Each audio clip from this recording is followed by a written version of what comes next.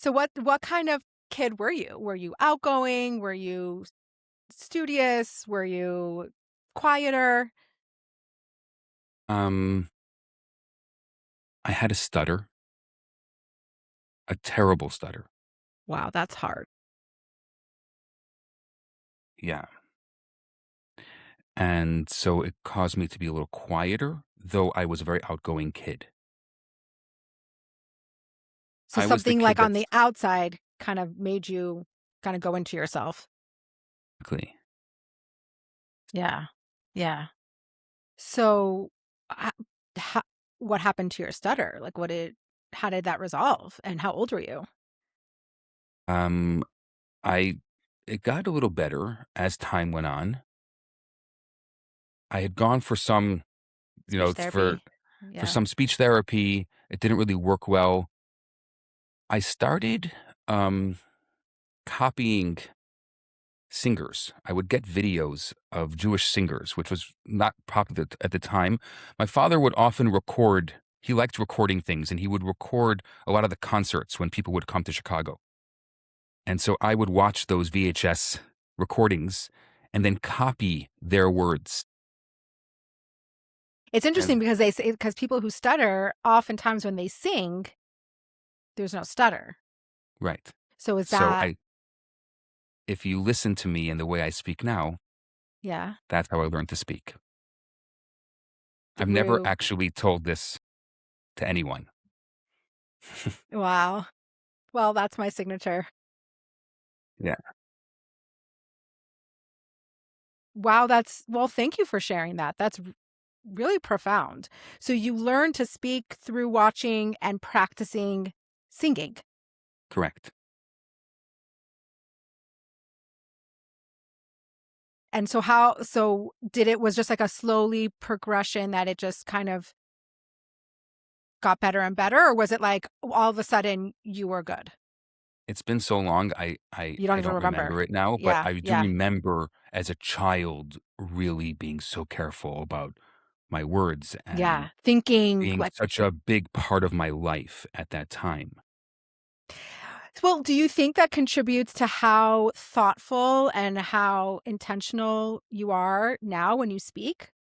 Like you're trained to just really take a beat and be really sure of what you want to say, or even just, how powerful like the pause is, when I talk about this with my husband all the time. Like if we're in an argument and it's because we're so fast and we're just shooting from the hip and we're not actually pausing before we're speaking, and how beneficial it would be if we just like waited 3 seconds before we said what we were saying. And we always talk about this. Like we always talk about the pause, and how powerful the pause is. And it sounds like you were doing that from a very young age, just having to really pause and think like, how do I want to say this? If it's worth it for me to say, right? Like, do I want to put myself out there and Yeah, take the risk? I love the pause. I spend a lot of time in the pause, Mm, yeah, but I I'm can not an see that. introvert. Yeah. Well, I think that's probably what was so challenging as a child is you weren't an introvert, but you kind of not forced, but circumstances kind of pushed you into that corner. Yeah. Did you find ways to be extroverted? It was yes and no. It was really hard. I have this when you're talking, I had this memory that came back. My 7th birthday. I really wanted to make a Dvar Torah. It was a very big deal. A Farbrengen, a Dvar Torah for my class. I wanted to speak, and I at the time I was very close with this other Chabad family. They're still there. David and Bela Grinker, unbelievable She was a people. secretary in LGHS, right, So Mrs. I was Brinker?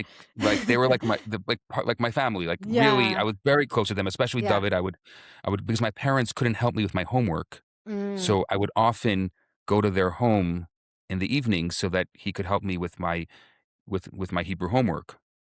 And so I asked him if he could help me make a Dvar Torah. And we wrote it down, and I remember spending hours. I was 7 years old. hours practicing, making sure that I wouldn't mumble the words and making sure that I wouldn't lose my thought and just going over and over and over. And then I remember delivering that Dvar Torah and how proud I was to Wow. To have such perseverance and patience and tenacity to do that at 7 years old, like, I don't think I could could do that now. Um, wow. Did you ever, like, think about, like, where what I actually am curious, like, where does stuttering come from? Like, what is the reason behind it? honestly, I've never thought about it until this conversation. Mm, It was such a part of my life, and it just, mm, yeah, has not come up. mm. Yeah.